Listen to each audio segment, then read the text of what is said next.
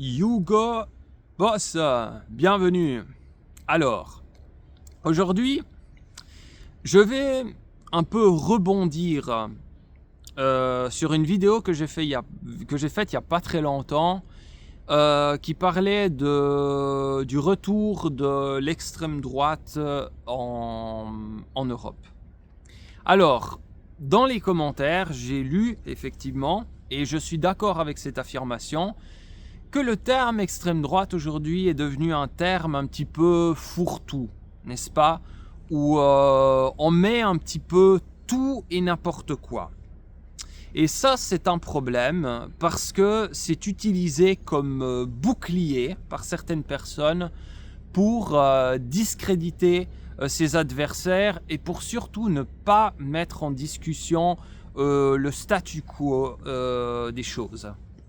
Donc, aujourd'hui, je vais répondre à la question: comment reconnaître un fasciste? Pourquoi? Parce que ce terme veut dire aujourd'hui tout et n'importe quoi, et on a tendance justement à l'utiliser pour discréditer les gens sans savoir, je l'ai constaté, ce que ça veut dire ce terme. Alors pour pouvoir répondre à cette question, eh bien il faudrait savoir déjà la chronologie. Quand est-ce que le fascisme arrive? Où? Et qu'est-ce qui le caractérise? Alors, pour répondre à cette question, déjà, il faut voir quand est-ce que le fascisme est apparu pour la première fois. Il apparaît officiellement sous ce nom pour la première fois en 1919 en Italie. Et ça a été un terme qui a été employé par Benito Mussolini, qui est un ancien politicien du Parti socialiste italien, qui a fait scission de ce parti pour créer son propre mouvement, le fascisme. Et ensuite, comme vous l'aurez vu, plein d'autres pays ont suivi son chemin. On peut évidemment citer l'Allemagne avec Hitler, le franquisme en Espagne, Salazar au Portugal, et les pays baltes, les pays de l'Est, la Croatie notamment avec les Oustachis. Il y a beaucoup de mouvements fascistes qui se sont ensuite diffusés dans toute l'Europe. Et même au-delà, après la guerre, en Amérique du Sud notamment. Pinochet, Videla, Péry et ainsi de suite. Donc, quand est-ce que ce mouvement apparaît? On a dit en 1919. Pourquoi cette année en particulier? Qu'est-ce qu'il y a eu 2 ans auparavant?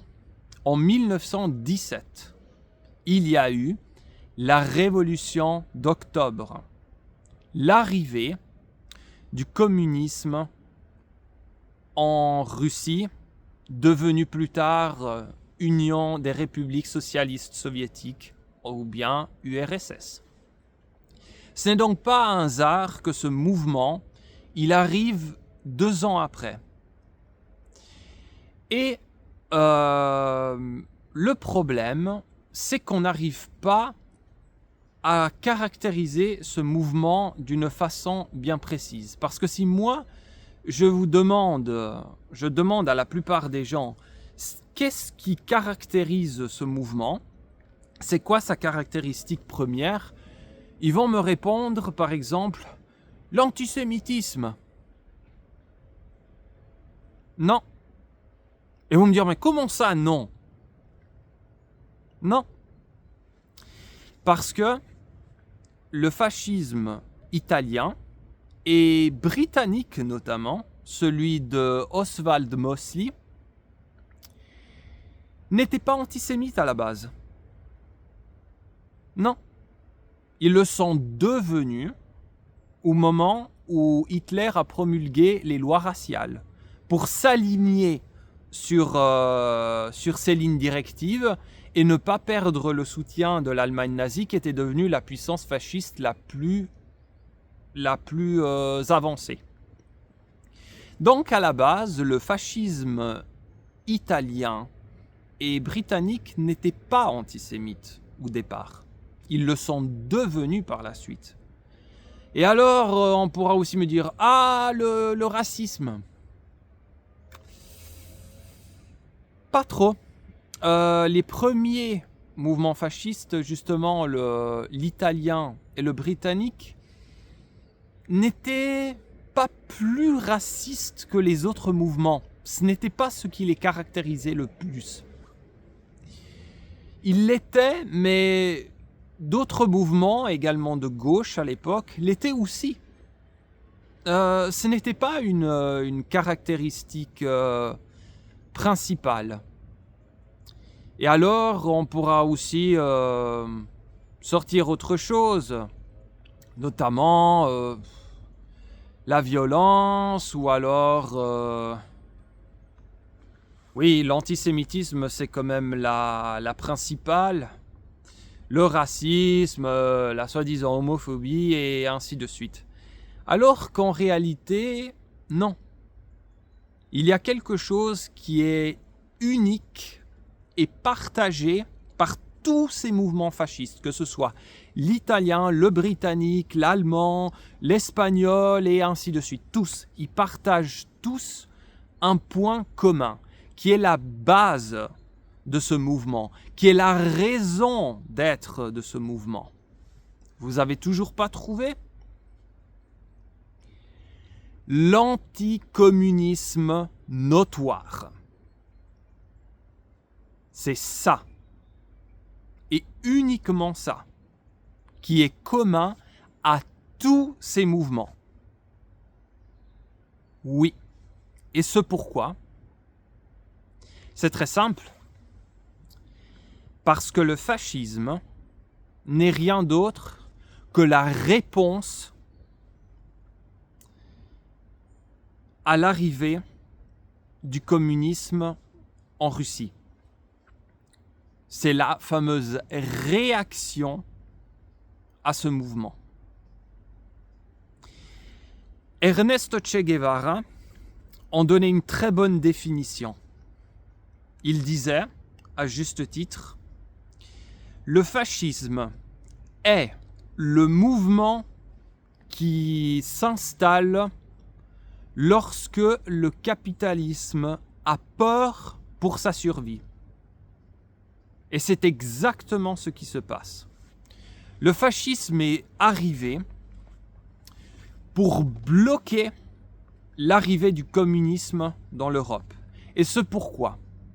Parce que tout simplement, le communisme gagnait de l'importance et en popularité dans tous les pays de l'Europe. Pourquoi ça ? Tout simplement parce que le gouvernement d'avant et après la Première Guerre mondiale a été totalement incapable de s'occuper du sort des petites gens qui ont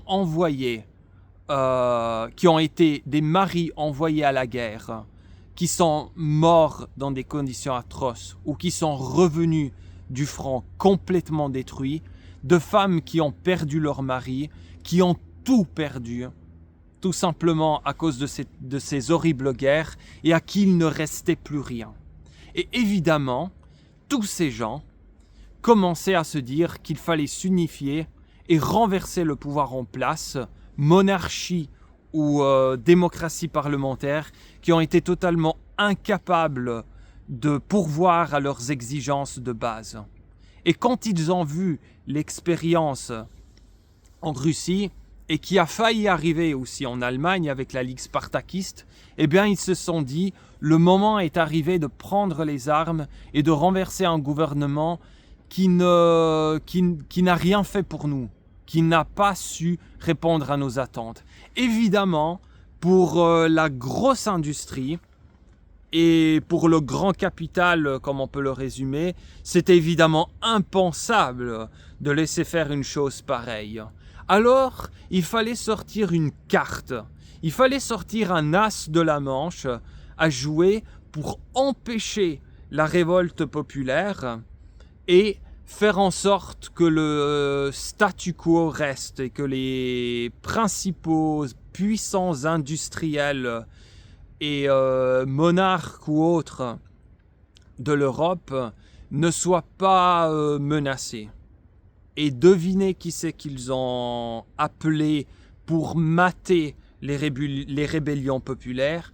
Les fascistes, justement, faisant preuve d'une extrême violence envers les ouvriers et les travailleurs, en les battant, en les tuant, en les humiliant publiquement. Et voici que l'insurrection populaire qui a été canalisée par les communistes a été écrasée. Au profit de quoi? Au profit d'un des régimes les plus terribles qu'il ait jamais eu de l'humanité. Et ça, c'est la première vague.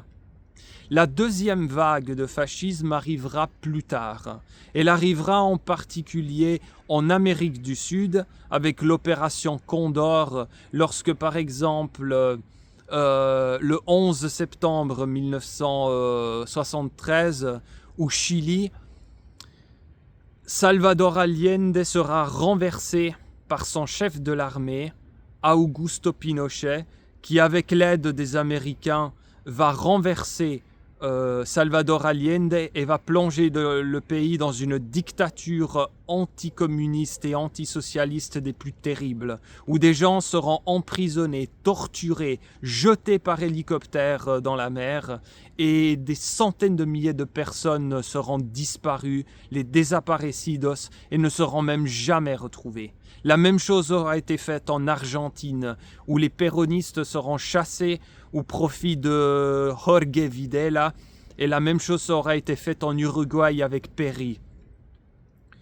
Ensuite, le deuxième coin où cela aura lieu, pendant la guerre froide, ce sera l'Asie, la zone Asie-Pacifique, Suharto. Le régime, la junte sud-coréenne. Il y aura également les Philippines, avec Marcos. Tous ces mouvements ont cette caractéristique. C'est que ce sont des mouvements anticommunistes. C'est ça qui définit, et seulement ça, qui définit ce qu'est un mouvement fasciste. C'est un mouvement anticommuniste notoire.